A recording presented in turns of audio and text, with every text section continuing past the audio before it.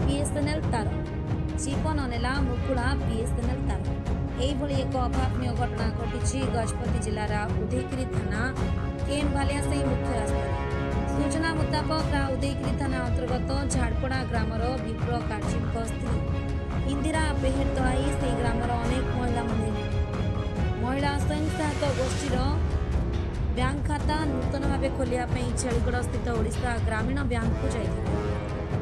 इंदिरा अन्य एक बाइक चौकी आसुवा समय रास्ता कड़े मुकुला भाई पड़ता बीएसएनएल तार कौन एक कारण रास्ता मझी को चली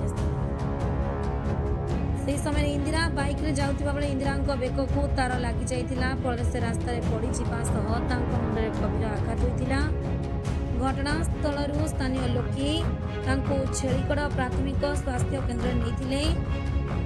डाक्तर लक्ष्मीकांत चांद मृत्यु घोषणा करते उदयगिरी पुलिस पहुंची तदंत चलाई। गजपति जिला प्रतिनिधि लक्ष्मी नारायण आचार्य